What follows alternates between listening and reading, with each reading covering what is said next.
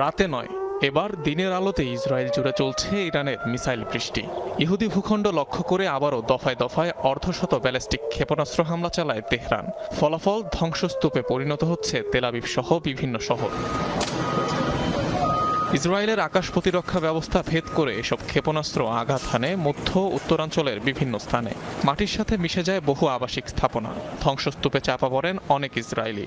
সবচেয়ে বেশি ক্ষতিগ্রস্ত হাইফার বা ইয়াম এলাকা, যা পরিদর্শনে গিয়েছিলেন স্বয়ং ইসরায়েলি প্রধানমন্ত্রী বেনিয়ামিন নেতানিয়াহু। পাল্টাপাল্টি সংঘাত শুরু হওয়ার পর এবারই প্রথম জনসম্মুখে দেখা গেল তাকে। বেসামরিক নাগরিক, নারী আর শিশু হত্যার জন্য ইরানকে চরম মূল্য দিতে হবে। এটা তারা ইচ্ছাকৃতভাবে করেছে। তাদের ওপর আঘাত তো হানবই, সেই সাথে আমাদের লক্ষ্যও পূরণ করব। ইরান খুব ভালো মতোই আমাদের আঘাত টের পাবে। ইরানের নতুন হামলার জবাবে তেহরান সহ দেশটির বিভিন্ন প্রদেশে হামলা চালায় ইসরায়েল। ক্ষতিগ্রস্ত হয় বিভিন্ন সামরিক স্থাপনা। একটি রিফুয়েলিং প্লেন ধ্বংসের কথা জানায় আইডিএফ। এছাড়াও দক্ষিণাঞ্চলের বুশের প্রদেশের জ্বালানি স্থাপনাগুলোতেও চলে আইডিএফ এর অভিযান। সামরিক ঘাঁটি, পরমাণু কেন্দ্র এবং বাণিজ্যিক এলাকা থেকে দেশটির নাগরিকদের দ্রুত সরে যাওয়ার নির্দেশ দিয়েছে ইসরায়েল। ইরানিদের জন্য হুঁশিয়ারি, সামরিক ঘাঁটি আর বাণিজ্যিক এলাকা থেকে যত দ্রুত সম্ভব সরে যান। আপনাদের সুরক্ষার জন্য এই সতর্কবার্তা। পরবর্তী নির্দেশ না দেয়া পর্যন্ত ওই এলাকাগুলোতে ফিরবেন না। এসব স্থাপনার কাছাকাছি অবস্থান আপনার জীবনই হুমকির মুখে ফেলবে। এর আগে ইরানের বিভিন্ন তেল পরিশোধনাগারে হামলা চালায় ইসরায়েল। আরও একটি রাত কাটল নির্ঘুম। যে কোনো মুহূর্তে হামলার আতঙ্ক, মুহুর্মুহু ভেসে আসা সাইরেন ও বিস্ফোরণের শব্দ।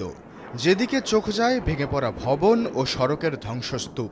ইরানের চোখ রাঙানিতে গাজার চিরাচরিত রূপ এখন খানিকটা দৃশ্যমান ইসরায়েলেও। টানা দ্বিতীয় রাতেও উত্তপ্ত ইরান ও ইসরায়েল।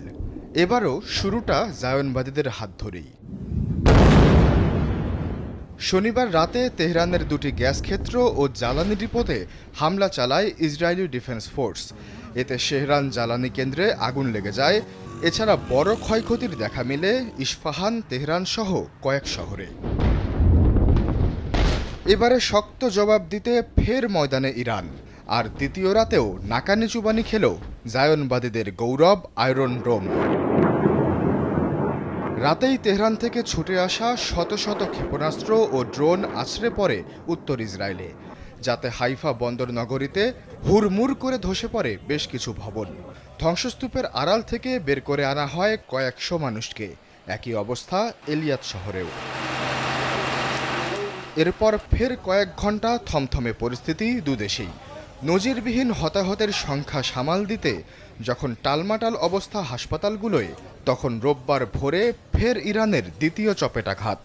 এবারে মধ্য ইসরায়েলে তেল আবিব, জেরুজালেম সহ বড় বড় প্রায় সব শহরে শতেক বাংকার, আশ্রয় কেন্দ্রের তৎপরতা, প্রতিরোধের সব কয়টি অহমকে বৃদ্ধাঙ্গুলি দেখিয়ে যেন প্রতি ঘন্টায় হু হু করে বেড়েই গেল ইসরায়েলি হতাহতের সংখ্যা। সচরাচর সাহসী রূপে আবির্ভাব হলেও আগের দিন হামলার প্রথম প্রহরেই সবার আগে দিয়েছিলেন গা ঢাকা। প্রাণ ভয়ে লুকিয়েছিলেন বাংকারে।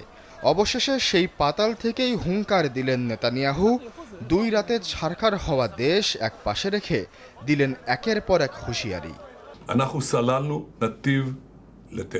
আমরা ইরানের ভেতর আঘাত হেনেছি।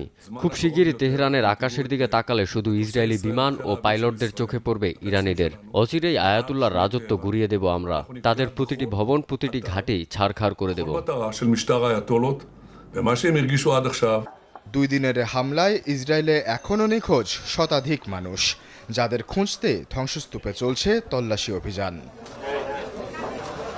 আশ্বাস চৌধুরী, চ্যানেল 24।